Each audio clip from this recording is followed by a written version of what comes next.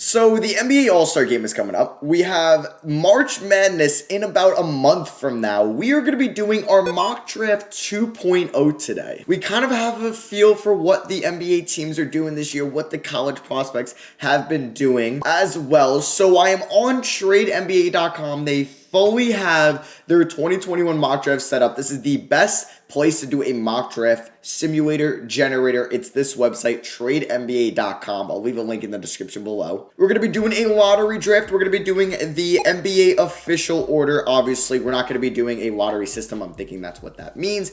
And we are going to be using the ESPN draft board. So let's start this draft with the first pick. It would be the Minnesota Timberwolves again. As you see, they do have the worst record in the NBA as I'm recording this. They're 7-23. D'Lo is hurt. They have been a mess this year, unfortunately. Now, Anthony Edwards was struggling to start the year, but he's been playing phenomenal as of late. He had that really sick dunk against the Raptors the other night, and he's a bright spot of that team. Now, if you get the number one in this draft, it's like intriguing for what the T-Wolves should do. Maybe they're a trade down team because with Anthony Edwards and D'Angelo Russell, does Cade Cunningham fit this team? Does Jalen Green fit this team? Does Jalen Suggs fit this team? I don't know. With them already having their backcourt figured out, I think at this point they would be like, okay, we don't really want D'Angelo Russell. Maybe they would trade him away. Now they're maybe regretting that trade. And they need this top 3 pick or it's going to go to a different team. And how much of a blow would that be? We have yet to see a number one team or a team with the number one odds at the number one pick go from 1 to 5 in the lottery. You see it all the time in 2K, but we haven't seen it yet as the Warriors have dropped 1 to 2 in 2020. In 2019, the Knicks dropped from 1 to 3. Could this be the year we see a team get really unlucky? Because that would just be horrible for the Timberwolves. They don't have a lot going for them,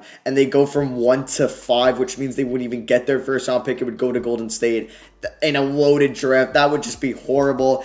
It's interesting to see who they should go here. If you're looking at positional value, Kuminga might be the best fit for this team because they could put him next to Karl Anthony Towns. You could also see that with Jalen Johnson. I don't know if you can really run a Karl Anthony Towns, Evan Mobley frontcourt. It would be fun to watch. I don't know if it would work.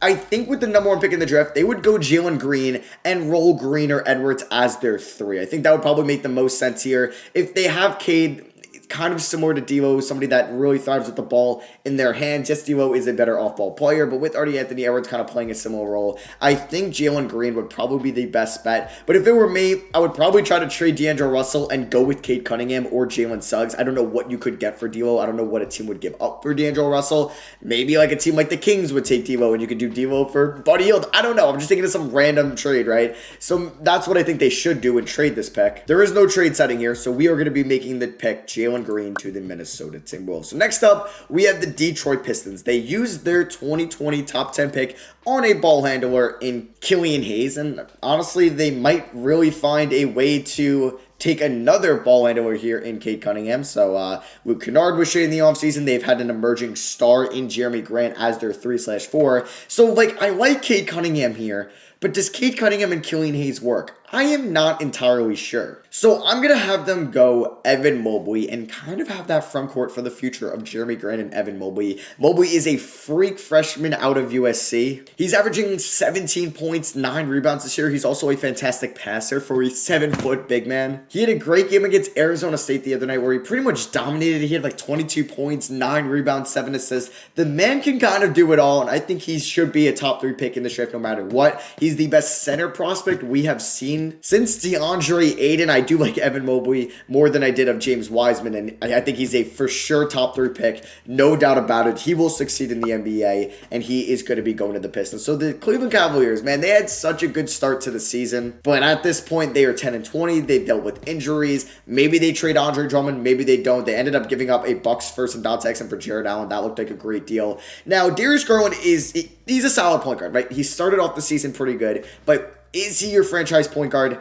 I don't know. I think this is a no-brainer. You go Cade Cunningham here. You have a Cunningham and Colin Sexton backcourt. You get arguably the most talented player in this draft at number 3, when maybe he should have gone number 1, to the Timberwolves. So I'm going to have him going to the Cavs. You can have a Sexton and Cunningham backcourt. Maybe you could even run lineups out there with Garland, Cunningham, and Sexton. I don't know how really Garland and Cunningham would work, but you either move Garland to the bench, you find a trade for him. Maybe a team like Atlanta would do a sign and trade. You give up maybe something, I don't know, like a protected first. I'm just throwing this out there. Maybe Darius Garland for and like some picks, maybe a couple seconds for John Collins. I don't know. You do something like that. You use Darius Garland's trade value to a team that might use him, and maybe he's giving up a good player in like John Collins, somebody like that. So I think that should be a no-brainer for Cleveland. If Cade Cunningham or Jalen Suggs are on the board, you take that player. I know they were kind of hesitant. Do they want to take, if they won the lottery, would they take a point guard when they just kind of took two guards previously? Would they take LaMelo Ball? Hindsight, maybe they should have. Well, they didn't have the opportunity to, so we don't really need to talk about that because they picked 5, LaMelo went 3. But in this case, they shouldn't even have to think about it. You go Cunningham, you go Suggs. This time, I went Cunningham. Next up, we have the Washington Wizards. Oh boy, the Washington Wizards probably should not have traded for Russell Westbrook. They are regretting that. It really hasn't made them much better.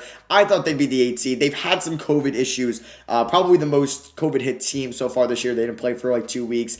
They've been better without Russell Westbrook. Bradley Beal is an all-star starter. Davis Bertans hasn't been playing like his contract has preceded it to be. Thomas Bryant started off really well, playing on both sides of the ball very solidly, and then he gets hurt, out for the year.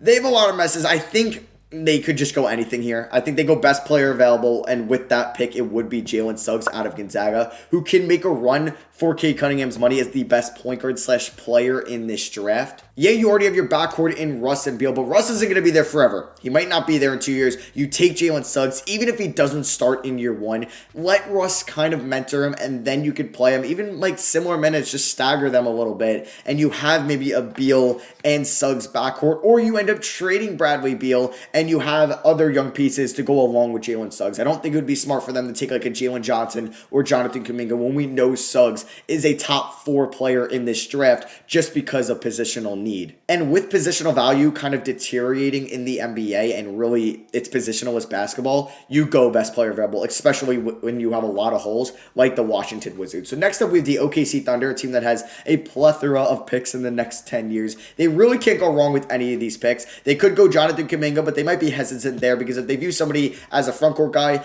he's not really a center, and then neither is Darius Bazley or Pokusevski, who they've also used 2 first-round picks on in the last 2 drafts. So I think they would go Jalen Johnson out of Duke. He recently opted out of the 2020 season, but he's been playing, or he was playing pretty good in Duke. He didn't really have the most standout numbers. He was averaging like 11 points. 6 rebounds, but he was very efficient. 44 from 3, 53 from the field. Makes me think in a bigger role in the NBA where this dude could be putting up 10 to 15 shots a night consistently as a rookie. He's going to be pretty efficient. Maybe he's reminding me a little bit of Jason Tatum. Maybe that's a lazy comparison because he's a small forward from Duke. And maybe Lu Dort is the answer for OKC, but I think that they can't go wrong with Jalen Johnson. Obviously, they would love to get a Jalen Suggs or Cade Cunningham. There wasn't a lottery selection here, so they couldn't go from pick 5 to 1. So yeah, if they were picking where Jalen Suggs or Cunningham were on the board, that is the pick no matter what. You don't even need to waste time when you're on the clock. But if they're both off the board, I would not mind Jalen Johnson. Now this gets interesting, right? Because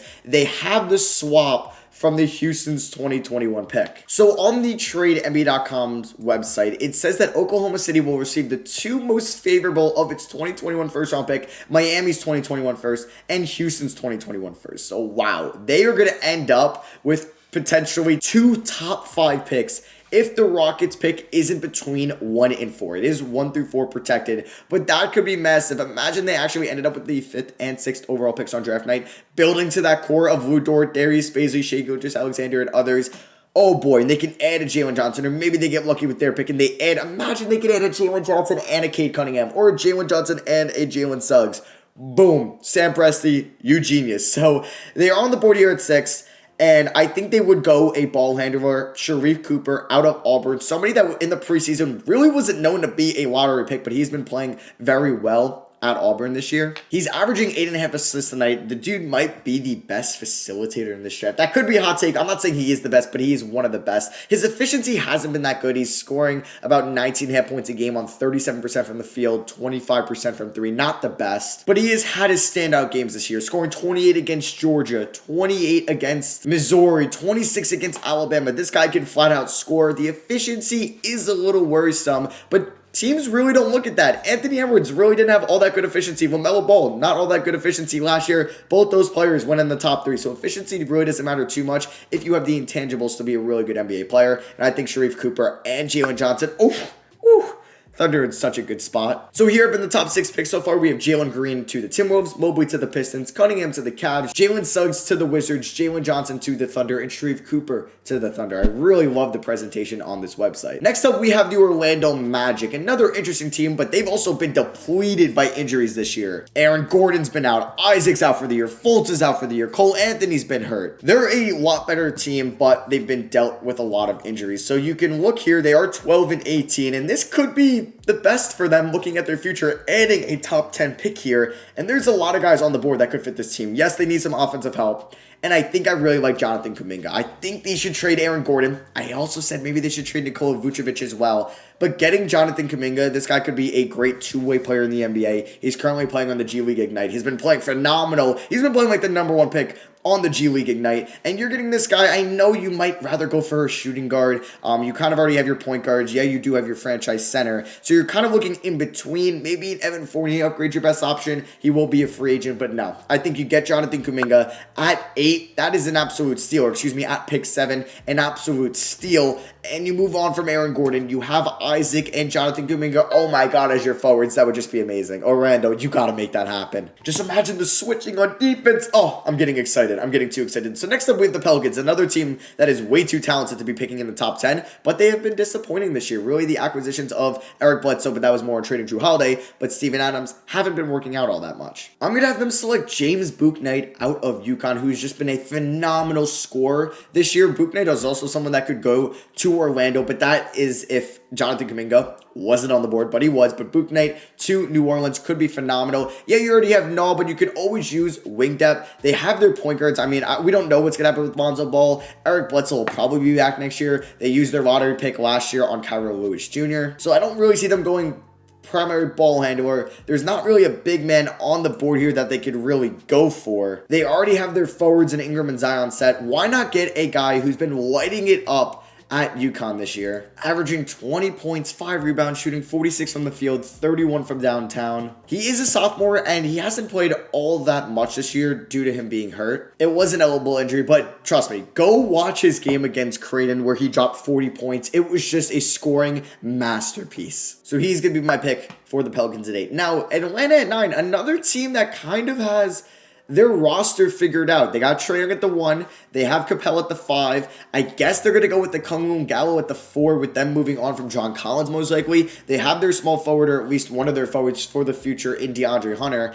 They could go as a guard, but Kevin Huerter's been playing very good this year, but I think that would still be the case. I am a fan of Zaire Williams out of Stanford for them, a guy who has great size, a 6'8 shooting guard. He's averaging about 11 points, 5 rebounds, 2.5 assists a year. The efficiency hasn't been great, but he's shooting above 30% from downtown. He had a rough start to the season, but he's been better as of late, and he's a guy that just, I feel like, always going to find a way to score. Maybe he's not going to score 30 points tonight, but he's going to find a way to always score at least 12 a night. He's going to provide you some good defense. I think he'll be a good 3-point shooter in the NBA. His shot's looking like it could translate to that because he does shoot 82% from the line, and I think they could go guard here. Maybe they go Keon Johnson. Maybe they go Moses Moody. But I do like Zaire Williams to the Hawks. Well, I just messed up.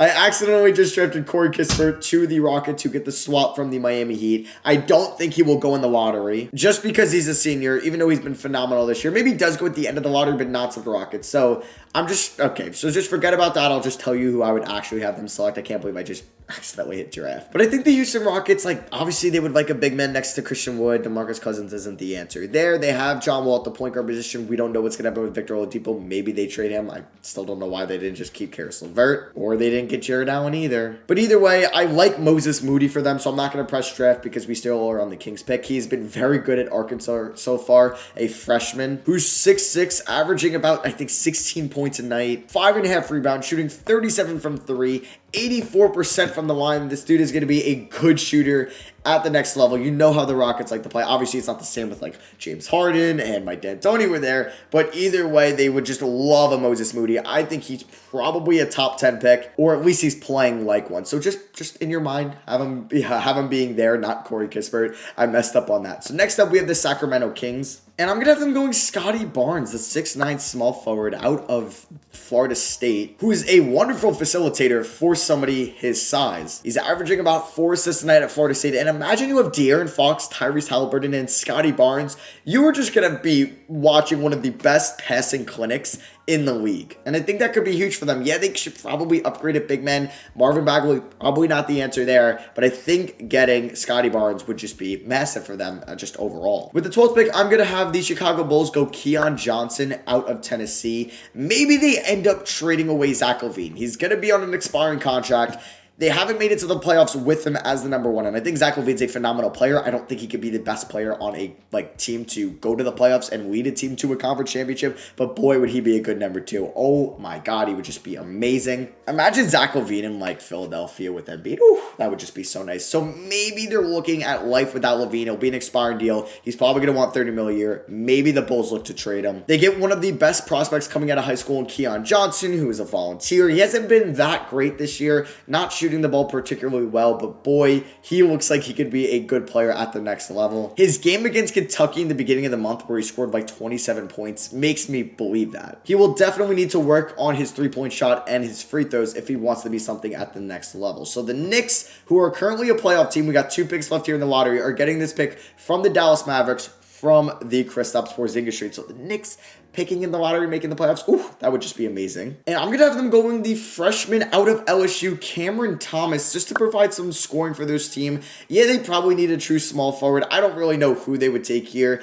If they actually wanted to take a true small forward, they could even roll just RJ at the 3, which they kind of do anyway, and put Cameron Thomas at the 2, who's just been a phenomenal scorer. He's averaging 20 points as a freshman. He's shooting 40% from the field and 29 from 3, but I'm not too worried about that because he's shooting 90% from the line. He's one of the best scorers in college basketball. Watch his game against Texas A&M where he dropped 32. Or watch his games against Florida and Texas A&M where he dropped 28. This dude could flat out score, and I'm not too worried about his three-point percentage being below 30% because his free throw percentage makes me believe he will be a good shooter at the next level. And the final pick of the lottery, I'm going to have the Memphis Grizzlies select Josh Christopher out of Arizona State. Christopher seems like a streaky shooter. He's averaging 14 points and 5 rebounds in 15 games as a freshman in the Pac-12. Like Cam Thomas, he's shooting 30% from 3, but his 80+% free throw percentage makes me believe he could be a good shooter in the next level. Maybe develop him to being that guard next to Ja Morant. But yeah, that is going to be my mock draft 2.0. Let me know what you guys think down below. Drop a thumbs up if you did enjoy. So Corey Kispert wouldn't be the pick here. It would be Moses Moody, but I'm dumb and accidentally pressed draft. Didn't mean to do that. So yeah, do you think Jalen Green would be the fit for the Timberwolves if they got the number 1 pick? Or even if they have D'Angelo Russell, you still go Cade Cunningham. You still go Jalen Suggs. And maybe Detroit at 2 would take Cade Cunningham and make it work with Killian Hayes. But yeah, that is going to be it for me. Thank you for watching. Drop a like if you guys want more mock drafts and you enjoy these style of videos. I love y'all, and I'll see you on the next one. Peace.